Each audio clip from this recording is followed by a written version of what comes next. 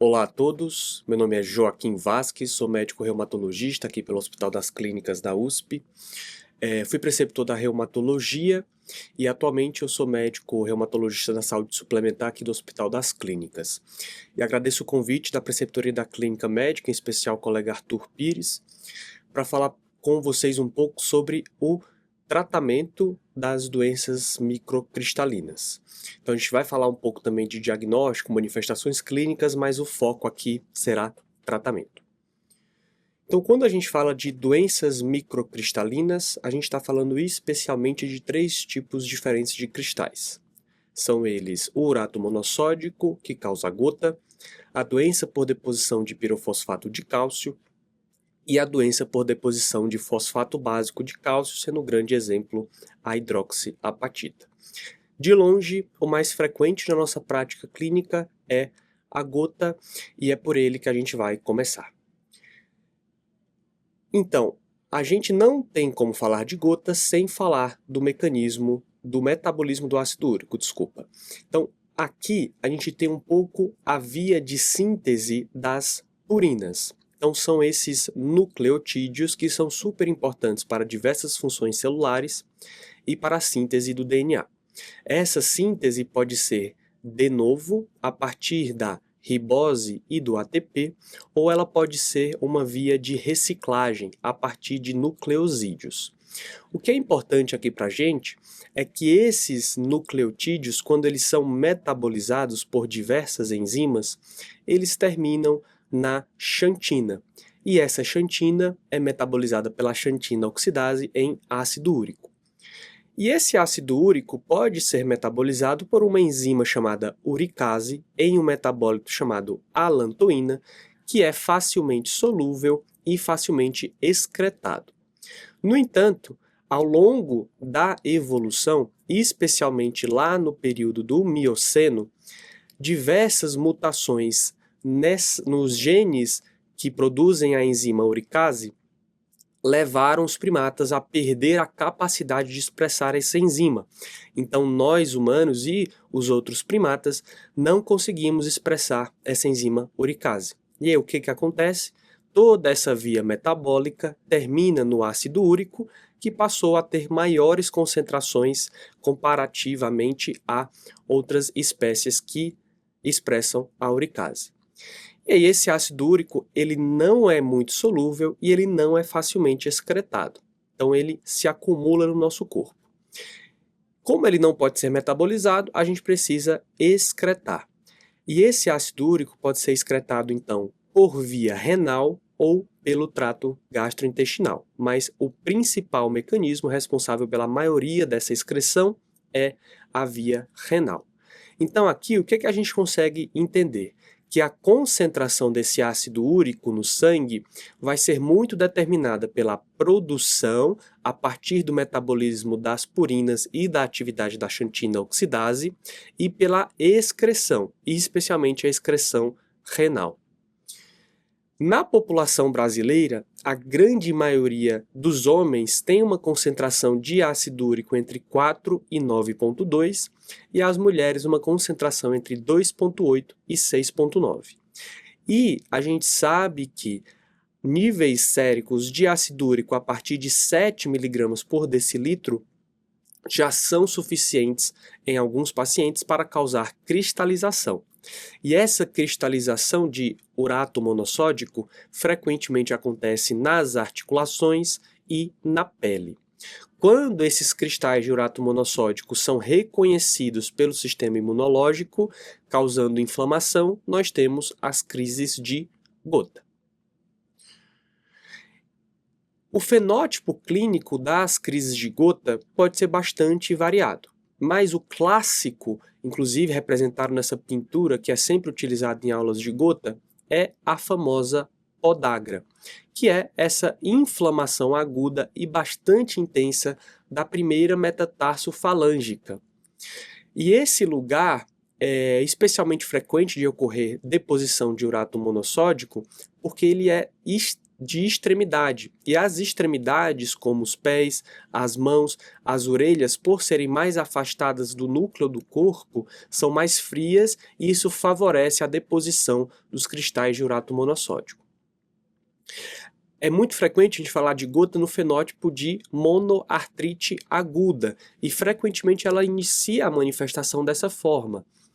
Mas, à medida que o tempo passa e esse paciente aumenta o seu pool corporal de ácido úrico, e essa deposição vai acontecendo também em outras articulações, é frequente que a gente tenha uma poliartrite que muitas vezes cronifica, porque o paciente fica em crises reentrantes de gota.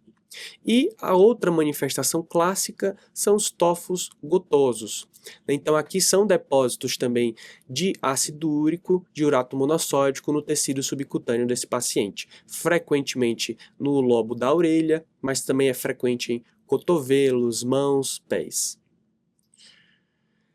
Para o diagnóstico de ácido úrico, de fato o padrão ouro é a detecção dos cristais de urato monossódico na punção articular. E o que a gente sabe desses cristais?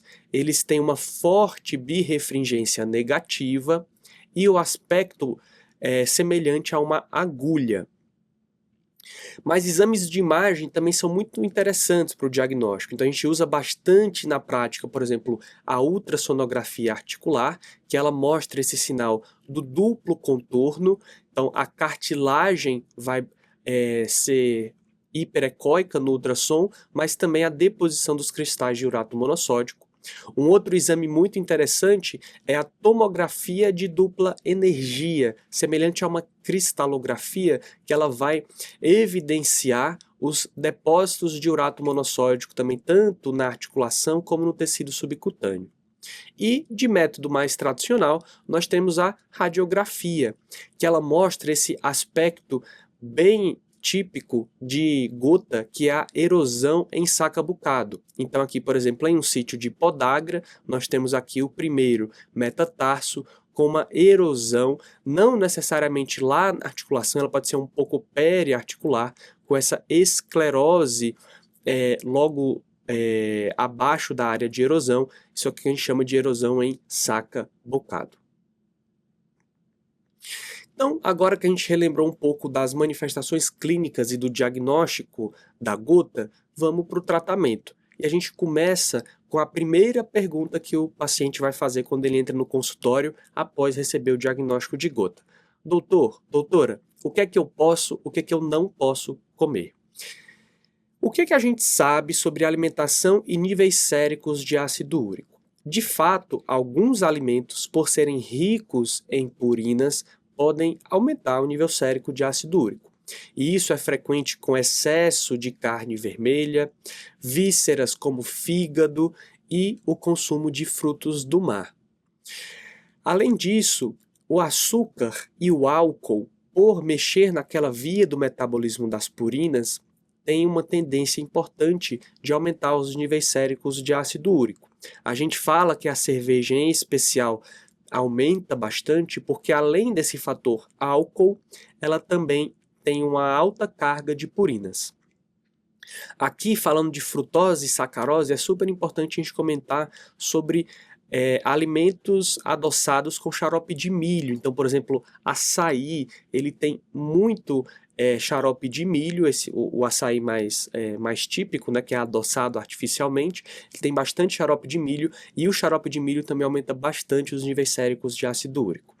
Do outro lado, alimentos que podem reduzir os níveis séricos de ácido úrico, a gente pode comentar um pouco sobre laticínios baixos em gordura, alguns estudos que falam sobre o consumo de cereja e de vitamina C, mas tudo isso aqui com baixo nível de evidência. E no final, o que é super importante da gente deixar claro para os nossos pacientes? Que uma dieta restritiva, doutor, então se eu controlar 100% a minha alimentação, parar de consumir tudo isso aqui e só consumir isso do outro lado, eu vou melhorar do ácido úrico e eu vou poder escapar do tratamento farmacológico? A gente sabe que a dieta restritiva não tem grandes benefícios. quando muito, ela consegue reduzir em torno de 1 miligrama por decilitro o nível sérico de ácido úrico. Então, não tem muito benefício e ela não é necessária em pacientes que atingem um controle farmacológico adequado. Então aqui vai ser uma opção, por exemplo, naqueles pacientes que não toleram nenhum tipo de medicação hipouricemiante. Mas na prática, a ideia é tranquilizar e flexibilizar essa dieta do paciente, porque a dieta restritiva não tem muito benefício. Quanto às medicações, então algumas medicações que a gente vai usar por outros motivos, elas podem reduzir aquela excreção renal de ácido úrico, né? Então reduz a uricosúria. Exemplos: diuréticos, especialmente a hidroclorotiazida, aspirina em dose baixa, então aqueles 100 mg por dia que a gente usa para profilaxia secundária de eventos cardiovasculares, a pirazinamida, que está lá sempre nos esquemas de tratamento de tuberculose, e a ciclosporina, que nós na reumatologia usamos bastante, o pessoal da nefro, da cardio, dos pacientes transplantados usam bastante também. O que a gente faz quando o paciente tem gota e usa essas medicações? Se possível, se ele estiver usando hidroclorotiazida, vamos trocar para outro antihipertensivo. E, novamente, se possível, se esse paciente tem gota e é hipertenso, vamos priorizar o uso da losartana como antihipertensivo, porque ao contrário dos diuréticos que reduzem a uricosúria, a losartana consegue aumentar um pouco essa uricosúria e a gente tem esse benefício secundário com essa medicação. Por outro lado, pacientes que usam AS, um AS bem indicado, a gente não vai suspender por conta da gota, por uma questão de risco-benefício. Mas, naquele paciente que talvez venha com o uso de uma aspirina para uma profilaxia primária que não está muito bem justificada, você já estava pensando em tirar o AS desse paciente, fica aqui talvez mais um argumento para facilitar essa retirada. E aqui eu deixei marcada a pirazinamida, porque ela talvez seja a medicação que mais reduz a uricosúria. Então a gente precisa prestar muita atenção nesses pacientes que vão iniciar tratamento para tuberculose e que tem algum antecedente de gota. Vamos agora para a parte que talvez vocês mais estavam esperando aqui dessa aula, que é o tratamento de fato farmacológico da gota. Esse tratamento ele é didaticamente dividido no tratamento da crise, no tratamento hipouricemiante e na profilaxia de crise. Então, vamos começar pelo tratamento dessa crise. Muitas vezes será a primeira crise desse paciente, mas muitas vezes é um paciente que já tem o diagnóstico e tem novas crises. Aqui, só para pontuar uma coisa de propedêutica, frequente inclusive em pronto atendimento. Se esse paciente chega com a monoartrite aguda, primeira crise da vida, não tem um diagnóstico bem definido de gota, o ideal é fazer uma artrocentese diagnóstica, funcionar essa articulação, mandar para cultura, pesquisa de bactérias pelo método de Gram, então uma bacterioscopia, e também fazer uma pesquisa de cristais nesse líquido. Além disso, lógico, avaliar celularidade total e diferencial. Se fica bem claro que esse paciente está com diagnóstico de gota, seja porque você fez essa propedêutica, excluiu infecção, ou porque é um paciente que já tem um diagnóstico bem estabelecido de gota e nessa crise atual não tem nada que chame atenção para infecção, então ele não teve um trauma, não tem uma porta de entrada, não tem febre, o estado geral está bom, a gente vai tratar como uma crise de gota. E a primeira escolha para o tratamento dessa crise de gota, na prática, a gente usa com muita frequência os anti-inflamatórios não esteroidais. Aqui é interessante iniciar esse tratamento mais precoce possível, que a gente sabe da prática que se a gente começa mais precoce, essa crise tem uma tendência de ser mais curta do que se a gente demora a começar o tratamento. Normalmente, após o início dos anti-inflamatórios, essa crise vai ter uma resolução plena por 5 a 7 dias. E esse é o período que a gente vai utilizar os anti-inflamatórios, até a resolução plena dessa crise. Aqui alguns exemplos de anti-inflamatórios que a gente pode utilizar na prática. Então, ibuprofeno e naproxeno, que são não seletivos, e o etoricoxib, que é seletivo para COX-2. Sempre que a gente fala de anti-inflamatório, a gente tem que lembrar do perfil de eventos adversos e que algumas pessoas a gente não vai utilizar anti-inflamatório, seja porque tem uma hipertensão de difícil controle, seja porque tem uma doença renal crônica, seja porque tem, por exemplo, uma alergia. Então a gente sempre tem que tirar uma anamnese bem feita e tentar identificar se esse paciente tem alguma contraindicação ao uso de anti-inflamatórios ou se ele tem algum perfil que me leva a preferir um AINE não seletivo ou um AINE seletivo para COX-2. Outra medicação que nós reumatologistas usamos bastante, e especialmente também no tratamento de uma crise de gota, são os glicocorticoides. E aqui a gente pode usar o glicocorticoide por diversas vias. Então a gente pode usar, por exemplo, a prednisona por via oral, que termina a ser do mais frequente. A gente costuma iniciar numa dose de 40 mg, ou seja, 2 comprimidos de 20 mg por dia, até a resolução da crise, semelhante com os anti-inflamatórios, e depois que essa crise resolveu, a gente faz um desmame breve. Então, por exemplo, 40 mg por 5 dias, seguido de 20 mg por mais 5 dias, 10 mg por mais 5 dias e para essa prednisona. Uma outra opção interessante é uma dose única de glicocorticoide intramuscular. Então, são aqueles compostos de betametasona que todo mundo já ouviu falar, que boa parte dos pacientes com gota já tomou alguma vez na vida. Esses compostos de betametasona, eles têm uma duração um pouco mais prolongada e uma dose decrescente, então já funciona um pouco como uma prednisona dose alta no início, com desmame. Então também é uma opção, uma dose única de glicocorticoide intramuscular. E se o paciente tem acesso a um profissional, seja clínico, seja ortopedista, seja reumatologista, que se sente seguro de fazer uma infiltração com glicocorticoide, também é uma possibilidade, especialmente para crises em grandes articulações como o joelho. Às vezes, numa articulação pequena, isso vai ser um pouco mais difícil e talvez a infiltração numa articulação pequena pode até incomodar mais o paciente do que a crise em si. Mas numa articulação como o joelho, vai super bem uma infiltração, seja com triancinolona, seja com metilprednisolona. Uma outra opção que na prática a gente não costuma usar como primeira escolha, normalmente a gente utiliza mais anti-inflamatório e os glicocorticoides, mas também fica como opção a colchicina. Só falar um pouco sobre o mecanismo, porque não é uma medicação que nós na clínica usamos com tanta frequência assim, mas a colchicina ela tem uma capacidade de inibir os microtúbulos, que são super importantes para mover as proteínas dos neutrófilos. E essa atividade dos microtúbulos, quando ela está prejudicada, o neutrófilo tem dificuldade de migrar, então migrar para os tecidos que ele quer reconhecer esse cristal e causar inflamação, mas também impede, ou melhor, dificulta a formação dessa estrutura intracelular chamada inflamassoma, que é super importante na crise de gota, porque é essa estrutura que vai reconhecer muito desses padrões associados ao dano, como por exemplo os cristais de urato monossódico. E aí esse inflamassoma, quando está ativo, ele leva a uma produção super importante dessa interleucina chamada interleucina 1-beta, que daqui a pouco a gente vai conversar um pouquinho sobre ela, e que ela também é super importante nessa crise inflamatória aguda.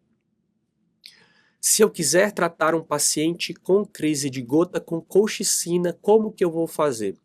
Então, imediatamente ao diagnóstico da crise, eu falo para o paciente tomar 2 comprimidos de 0,5 mg ou um comprimido de 1 mg, que são as duas apresentações mais frequentes.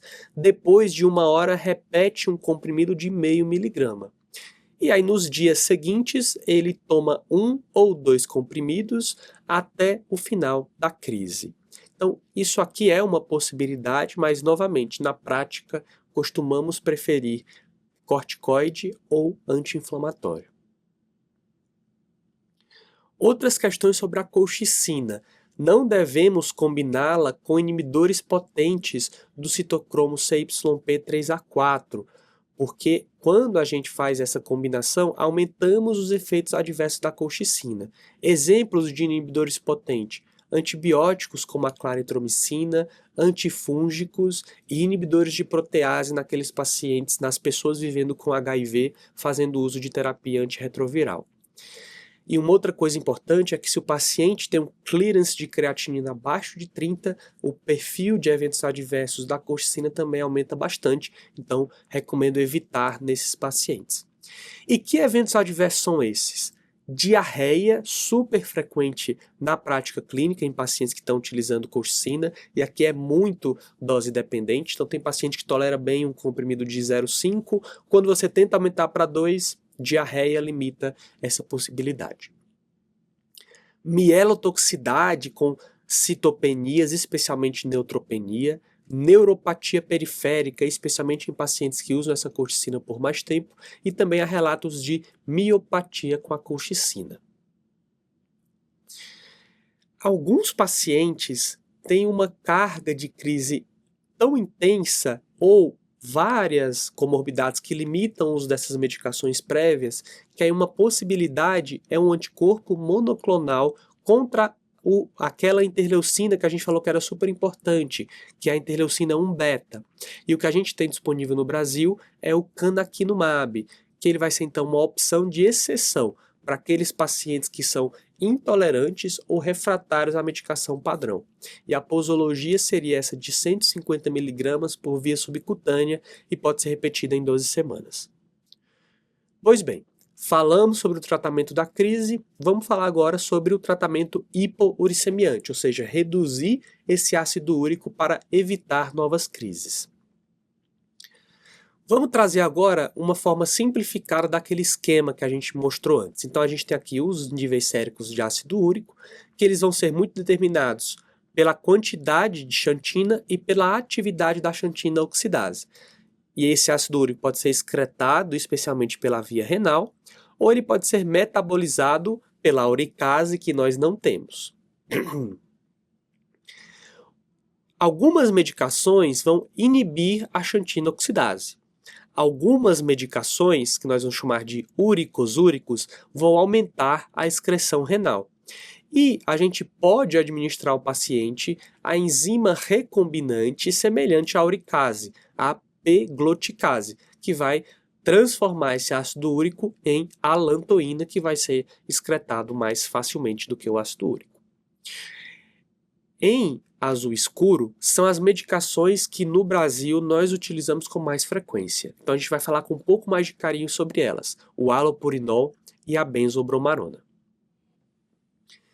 E quando a gente fala sobre o tratamento hipouricemiante na gota, a gente tem que sempre tentar responder essas 3 perguntas. Quando que eu vou indicar fármaco hipouricemiante, qual que eu vou escolher e qual que é o meu alvo terapêutico? Pois bem, segundo o Colégio Americano de Reumatologia, nas suas diretrizes de tratamento de gota de 2020, o que é que ele recomenda? Então, recomendação forte para uso de hipouricemiantes. Se o paciente tiver tofo, então no exame físico você detectou tofo na orelha, nas mãos, cotovelos, pés, alguma outra parte do corpo, recomendação forte para tratar. Se esse paciente tem dano radiográfico, como por exemplo aquelas lesões em saca-bucado que eu mostrei para vocês. Ou se esse paciente tem crises frequentes, definidas como 2 ou mais crises por ano. Todos esses pacientes têm indicação forte de tratamento com fármacos hipouricemiantes. Quando que a recomendação é condicional? Se esse paciente tem crises, mais de uma na vida, no entanto, não chega a ter 2 crises por ano. Então ele não é uma recomendação forte, como quem tem 2 crises ou mais, mas ele já teve mais de uma crise na vida, então por que talvez que você não vai iniciar medicação para evitar novas crises? Então uma recomendação condicional. E recomendação condicional na primeira crise, se esse paciente tem uma doença renal crônica a partir de grau 3, lembra que a doença renal crônica dificulta até o nosso tratamento de crises, porque a gente passa muito por anti-inflamatório. Então é melhor eu evitar que esse paciente com doença renal crônica tenha novas crises. Se ele tem um ácido úrico acima de 9, porque um ácido úrico acima de 9 prevê com certo grau de confiança que esse paciente vai continuar tendo crise. Então, mesmo sendo a primeira crise, talvez valha a pena já iniciar o tratamento hipouricemiante. Ou se esse paciente tem cálculo renal por ácido úrico. Então, mesmo na primeira crise, se esse paciente tem histórico de cálculo renal por ácido úrico, eu já começaria um tratamento hipouricemiante. Então, quando que eu não vou oferecer um fármaco hipouricemiante para esse paciente? Se ele está na primeira crise da vida, mas não tem doença renal crônica, o ácido úrico é abaixo de 9, ele não tem cálculo renal, então talvez esse paciente eu possa esperar até ele ter outra crise para pensar no tratamento, ou se é um paciente que tem uma hiperuricemia assintomática, a princípio não há uma recomendação favorável ao tratamento dessa situação. Então, agora que a gente já sabe quem que a gente vai tratar com fármaco hipouricemiante, qual o momento que a gente vai começar essa medicação? O que é o padrão que a gente mais faz na prática?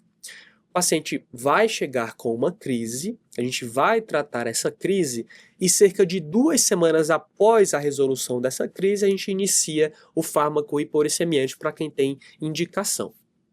E qual que é o racional disso aqui? Existe o risco de, quando eu inicio o fármaco hipouricemiante, eu desencadear uma nova crise ou agravar uma crise atual. Então, por isso que na prática a gente espera, às vezes, a resolução daquela crise aguda para começar o fármaco hipouricemiante.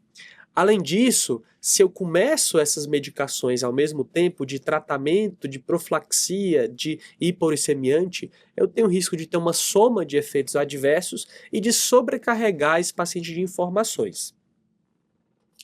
Ao mesmo tempo, nós temos argumentos para o outro lado, para considerar o início já na crise. E isso é mais falado atualmente, o Colégio Americano também está trazendo essa recomendação condicional.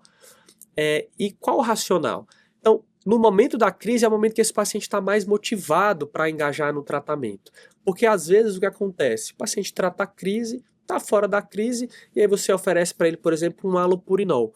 Ele não está no momento de motivação para tratar a gota, e ele não vai perceber uma melhora, ele não vai associar essa melhora ao uso do halopurinol. Então ele não vai entender muito bem, talvez, o motivo dele estar usando essa medicação. Além disso, especialmente pacientes com alta carga de doença, alta carga de ácido úrico, essas crises podem ser frequentes e prolongadas. Então, dificilmente você vai flagrar esse paciente em um momento que ele está 2 semanas após a resolução de uma crise aguda. Porque ele sai de uma crise e entra em outra, sai de uma crise e entra em outra. E alguns trials pequenos, então evidência não tão forte, sugerem que começar o fármaco hipouricemiante durante a crise não prolonga a crise, diferente do que a gente tem de experiência prática. Então a gente tem argumento para os dois lados, aqui vai ser muito uma decisão do médico com o paciente. O que a gente sabe com certeza? Que em um paciente que já está usando tratamento úrico-redutor e porventura tem uma crise, nós não vamos suspender esse tratamento úrico-redutor durante a crise. É para continuar o halopurinol, continuar a benzobromarona e tratar a crise em paralelo.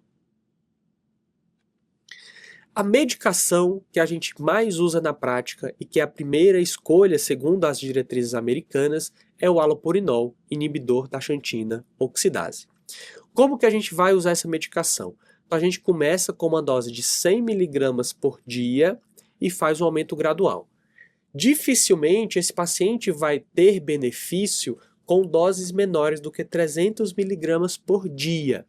Então, comece com 100 mg por dia, aumente a cada 2, 3 semanas essa dose, até chegar em pelo menos 300 mg.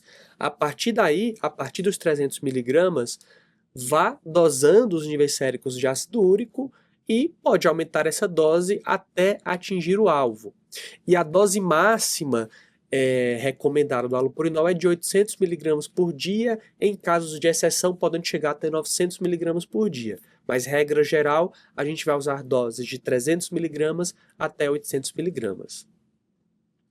As apresentações desse comprimido de halopurinol que a gente encontra com mais frequência são comprimidos de 100 mg e de 300 mg, justamente para facilitar essa posologia. Então, por exemplo, o paciente que fica bem com 300 mg por dia pode trocar do comprimido de 100 para o comprimido de 300 mg por dia e ficar com essa dose no longo prazo.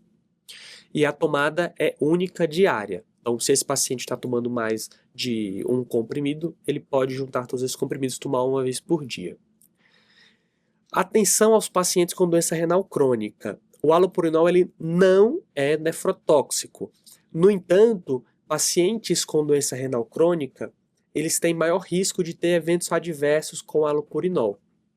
Então, nesses pacientes, o ideal é começar com dose de 50 mg por dia, aumentar mais lentamente, então, por exemplo, a cada mês, e sempre ir monitorizando a parte clínica e monitorizando os eventos adversos, e em especial essa síndrome de hipersensibilidade. Então vamos abrir aqui um parêntese para a gente falar sobre essa síndrome de hipersensibilidade pelo halopurinol. Então é um fenótipo muito semelhante à DRESS. Então o paciente vai ter rash, febre, eosinofilia, disfunção hepática e renal. É bastante infrequente na prática, mas a mortalidade é alta, acima de 20% em quem tem essa síndrome. Fatores de risco: doença renal crônica, então por isso que a gente começa com uma dose menor e escala essa dose mais lentamente, diuréticos e a presença desse alelo, que é o HLA-B5801. Na prática, a gente pode, inclusive, solicitar a genotipagem desse alelo.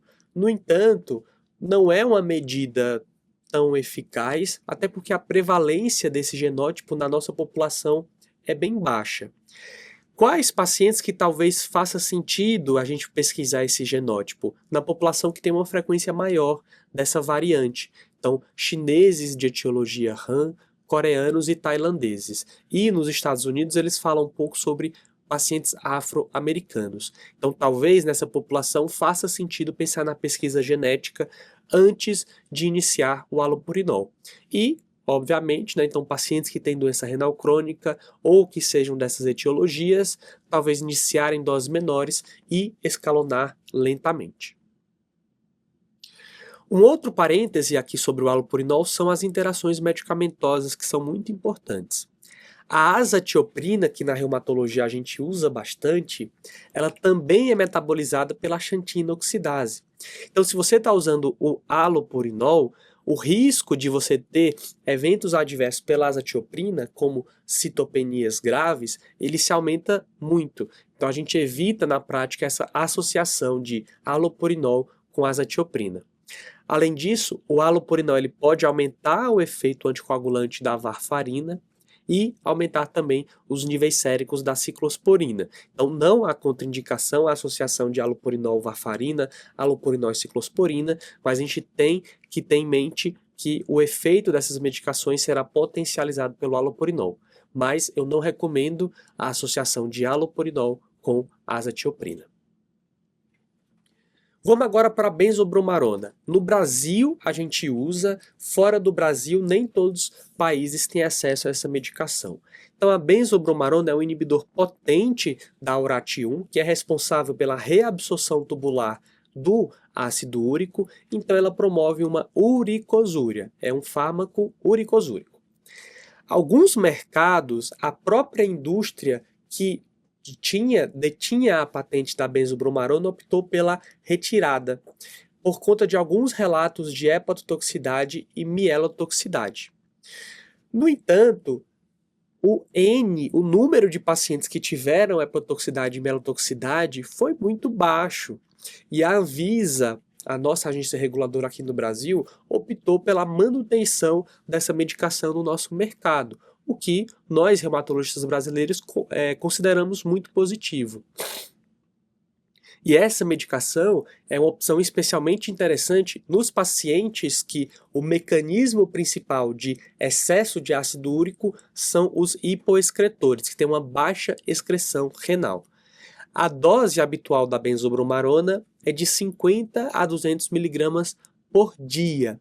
Não é tão fácil achar no mercado, mas várias farmácias tradicionais têm contrato de venda dessa medicação, então alguns pacientes conseguem encontrar em farmácias tradicionais, e uma opção é manipular a benzobromarona. Ele pode ser utilizado tanto em monoterapia como associado ao halopurinol. Novamente, ela não é uma medicação nefrotóxica, mas como ela interage com a parte renal, se o paciente tem uma filtração glomerular muito baixa, a eficácia da benzobromarona pode ser reduzida. Mas ela não é nefrotóxica. Como a gente falou da benzobromarona, a gente precisa abrir um parêntese para falar sobre o clearance de ácido úrico. O que é o clearance de ácido úrico? É uma forma de estimar o quanto esse paciente consegue excretar esse ácido úrico, para sabermos se ele é um hipoexcretor ou se ele é um hiperprodutor. E aqui a gente precisa de um exame que na prática a gente usa bastante, que é a urina de 24 horas com dosagem de ácido úrico. Como que a gente vai fazer esse cálculo desse clearance? A gente pega o volume urinário dessas 24 horas em ml, a concentração nessa urina de 24 horas de ácido úrico e divide pelo nível sérico de ácido úrico e pela quantidade de minutos que tem no dia, que são 1440. A gente faz essa conta, se esse resultado vem abaixo de 7 ml por minuto, a gente fala que esse paciente é hipoexcretor. E 85% dos pacientes na nossa casuística, o mecanismo principal é a hipoexcreção. Então, por isso que para a gente faz muito sentido a benzobromarona. O que o Colégio Americano de Reumatologia fala sobre o clearance de ácido úrico? Que não é para fazer. Mas isso porque eles não usam a benzobromarona. Eles não têm medicações potentes uricosúricas, enquanto nós temos. Então aqui no Brasil, nós sugerimos sim a realização do clearance de ácido úrico, porque isso vai ser importante na seleção do tratamento. Se a gente vai pensar, por exemplo, na benzobromarona. Outros fármacos hiporicemiantes que estavam naquele slide. Existe o febuxostat, que é um outro inibidor da xantina oxidase, que é uma opção em pacientes que têm eventos adversos ao halopurinol, ou que eu, por exemplo, identifiquei aquela variante de HLA e eu prefiro não começar o halopurinol. No entanto, ela não é disponível no Brasil, né? Então a gente não usa aqui no Brasil. A probenecida também é um fármaco úrico-redutor, né? Uricosúrico, só que com uma potência bem menor comparada à benzobromarona. Então, por exemplo, nos Estados Unidos, esse é o principal uricosúrico que eles usam, mas a potência não se compara com a benzobromarona, então na prática a gente usa com pouca frequência. A pegloticase, que é a uricase recombinante, ela tem uma capacidade uricorredutora impressionante e ela é uma opção em casos refratários. No entanto, por ser uma molécula estranha, uma proteína estranha ao corpo, 40% dos pacientes desenvolvem anticorpos anti-pegloticase, e isso reduz a eficácia da medicação. Então, nos raros pacientes que a gente vai lançar mão da pegloticase, a gente pode utilizar uma associação com o metotrexato para modular o sistema imune e reduzir a chance desse paciente apresentar anticorpos antidroga. E uma outra opção é o lesinurad, que ele também é um fármaco uricosúrico. No entanto, os trials que levaram à aprovação dessa medicação foram sempre feitos combinados com outras medicações, então ele não pode ser usado em monoterapia. Então, na prática, a gente não usa esses outros hiporicemiantes com frequência. Na maioria das vezes, a gente fica com halopurinol e ou benzobromarona. Qual que é o alvo de ácido úrico? Se esse paciente tem uma gota não tofácea, ou seja, se eu não encontrei tofos no exame físico, o alvo abaixo de 6 mg por decilitro, que é um valor que eu entendo que tem uma alta capacidade de reduzir a chance desse paciente ter novas crises no futuro. Já se esse paciente tem gota tofácea, eu preciso de uma concentração sérica um pouco menor para aumentar o gradiente do subcutâneo para o sangue e promover a absorção desses tófos. Então aqui eu tenho um alvo abaixo de 5 mg por decilitro. E a última coisa sobre o tratamento farmacológico da gota é a profilaxia de crise. Por que isso é importante? Quando eu começo um fármaco hipouricemiante, que eu oscilo esse nível sérico de ácido úrico, eu tenho um risco de o paciente ter flares, ter crise de gota nesse período, até o paciente atingir o alvo de ácido úrico. Então, como esse alvo costuma ser atingido de 3 a 6 meses, esse é o período no qual eu vou utilizar fármacos anticrise.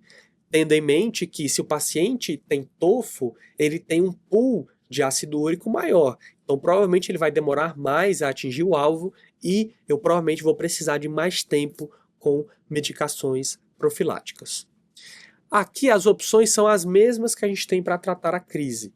Só que se lá eu não usava tanto assim a colchicina, aqui ela é a primeira escolha.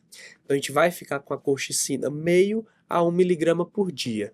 Eu começo com meio, se o paciente continua tendo crises, eu posso escalonar essa dose para 1 mg por dia. Se por acaso o paciente não tolera 1 mg por dia, porque ele tem, por exemplo, diarreia, eu penso em voltar para meio miligramas por dia ou trocar para outra medicação. As outras opções são prednisona e anti-inflamatórios. Só que aqui eu vou usar essas medicações por período mais prolongado. Então eu reduzo essa dose. A prednisona, por exemplo, eu vou usar de 5 a 7,5 mg e os AINES também em dose reduzida. Beleza, então a gente falou sobre gota causada pelo urato monossódico. Vamos agora para o próximo tópico na nossa agenda. Vamos falar sobre doença por deposição de pirofosfato de cálcio. Na doença por deposição de pirofosfato de cálcio, que a gente abrevia para CPPD, o que a gente tem de grandes fenótipos? Então, nós temos alguns pacientes que têm uma osteoartrite clássica, mais associada a cristais de pirofosfato de cálcio. Temos pacientes que têm o que a gente vai chamar de pseudogota, que é muito semelhante à gota, monoartrite aguda, que pode evoluir para uma poliartrite crônica. E nós temos aqueles pacientes que nós vamos chamar de pseudoartrite reumatoide, porque eles já iniciam a doença com o fenótipo de poliartrite crônica de pequenas articulações. É importante a gente saber que a doença por deposição de pirofosfato de cálcio é especialmente frequente em pacientes idosos e ela pode ser associada a alguns distúrbios metabólicos, como hiperparatireoidismo, hipomagnesemia e hemocromatose. E diferente dos cristais de urato monossódico, que tinha uma forte birrefringência negativa e aspecto de agulha, os cristais de pirofosfato, eles são romboides e eles têm uma fraca birrefringência positiva. Então vamos agora para os fenótipos de CPPD. Então, novamente, o talvez mais frequente na prática é o paciente com osteoartrite e cristais de pirofosfato de cálcio. Então aqui a gente tem radiografia do joelho e na topografia dos meniscos a gente percebe que esse paciente tem calcificação. Se a gente punciona essa articulação, é bem provável que a gente veja aqueles cristais romboides com fraca birrefringência positiva. Então, como que a gente vai tratar esses pacientes? Manejo padrão de osteoartrite, exercício físico, analgesia, AINE tópico, eventualmente infiltração intraarticular. Se esse paciente tem uma dor que lembra crise, então que parece que ele tem episódios de flutuação, com edema, vermelhidão, calor, a gente pode considerar uma colchicina crônica, numa dose semelhante àquela que a gente usa na profilaxia de crise por gota. E uma outra coisa importante aqui, um pouco um detalhe reumatológico, é que esses pacientes com evidência de pirofosfato de cálcio na articulação têm maior risco de ter uma crise inflamatória induzida pela infiltração de hialuronatos de alto peso molecular. Um outro fenótipo de CPPD são os pacientes que têm aquela monoartrite aguda, muito semelhante à crise de gota, que é o que a gente vai chamar de pseudogota. E aqui as condutas são semelhantes à da crise de gota e de tratamento profilático. Então, tá numa crise, então considerar AINE em dose plena, ou prednisona 40 mg com desmame breve, ou colchicina naquela dose mais alta. E, se essas crises são frequentes, podemos considerar tratamento profilático, novamente, colchicina dose baixa, prednisona dose baixa ou anti-inflamatório dose baixa. A questão aqui é que, ao contrário dos cristais de urato monossódico, nós não temos medicações que comprovadamente dissolvam esses cristais. Então não tem um fármaco capaz de evitar novas crises, como por exemplo o halopurinol e a besobrommarona evitam crises de gota. Aqui, se esse paciente tem crises frequentes, o que a gente pode fazer é o tratamento profilático de crise com colchicina, prednisona ou anti-inflamatório. E um outro fenótipo que a gente vê com certa frequência são pacientes com inflamação crônica de pequenas articulações, como punho, metacarpo falângicas, por conta de deposição de pirofosfato de cálcio. Então aqui, se a gente olha com cuidado, a gente vê que na região onde fica o ligamento triangular, aqui na região do punho, né, da una com os ossos do carpo, temos uma calcificação desse ligamento. Provavelmente também, se a gente fizer eventualmente uma punção, a gente acharia cristais de pirofosfato de cálcio. Como que a gente vai tratar esse paciente?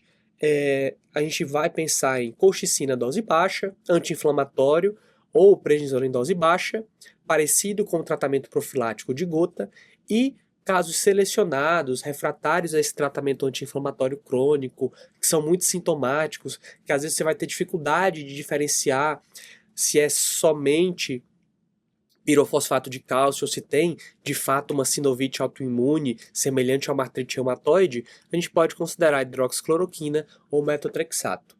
Se por acaso esse paciente fez um raio-x por outro motivo e a gente identificou, por exemplo, essa calcificação, mas ele é assintomático nesse território, não há indicação de tratamento. Para a gente ter em mente, lembra que a gente falou sobre hemocromatose? Então, a hemocromatose ela também acelera essa deposição de pirofosfato de cálcio e ela tem essa artropatia mediada por pirofosfato de cálcio, que tem esse achado radiográfico muito característico, que são os osteófitos em gancho, especialmente aqui na segunda e na terceira metacarpo falângico. Isso aqui é muito clássico de hemocromatose. E um fenótipo mais raro da gente ver na prática, mas que é descrito, é a crise de pirofosfato de cálcio nessa região cervical. Então aqui ele pode depositar no ligamento que passa atrás do processo odontoide do áxis, causando o que a gente chama de síndrome do dente coroado. E é interessante porque ele pode ter uma crise inflamatória aguda nessa região que vai cursar com cefaleia, febre e rigidez de nuca. Então você vai pensar muito que é uma meningite bacteriana, mas quando você vai fazer um exame de imagem para avaliar, você percebe que esse paciente tem essa calcificação nessa topografia e a síndrome do dente coroado. Então tem que entrar no tratamento diferencial. E no diagnóstico diferencial, desculpa. E o tratamento vai passar por colchicina e corticoide, semelhante ao tratamento de crise por cristal, seja gota ou seja CPPD em outras articulações. Pois bem, era isso que a gente tinha para falar sobre pirofosfato de cálcio. Vamos para o último tópico da nossa agenda, que é a doença por deposição de fosfato básico de cálcio. Quando a gente fala de fosfato básico de cálcio, o mais importante desse grupo de cristais é a hidroxiapatita. Então, por vezes, vocês vão ver nos livros, em artigos, doença por deposição de hidroxiapatita. Interessante que esse cristal ele não tem birrefringência e ele é muito, muito, muito pequeno.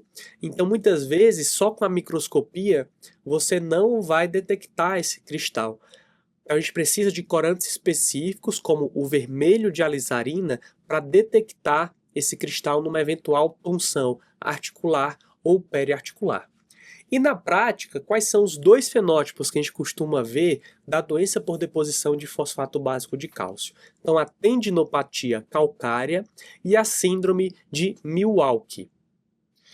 A tendinopatia calcária é a deposição extra-articular de cristais de fosfato básico de cálcio.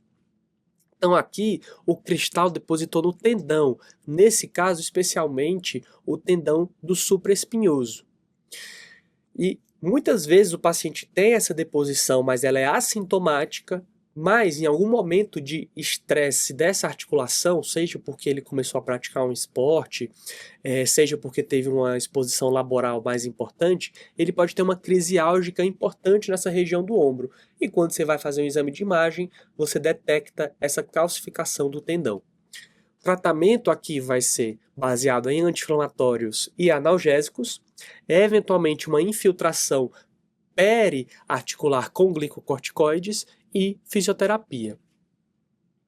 Também pode ser uma opção interessante terapias com ondas de choque nessa região ou um procedimento chamado barbotagem, que consiste na aspiração e instilação repetida de soro fisiológico na região desse tendão para tentar fraturar os cristais e aspirar, reduzindo a carga de cristais aqui nessa região.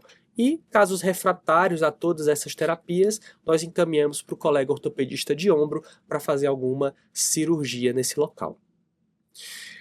O quadro mais dramático por conta desse cristal é a síndrome de Milwaukee, ou ombro de Milwaukee, que aqui, ao invés do depósito de fosfato básico de cálcio acontecer periarticular, ele acontece intraarticular, lá na articulação gleno-humeral.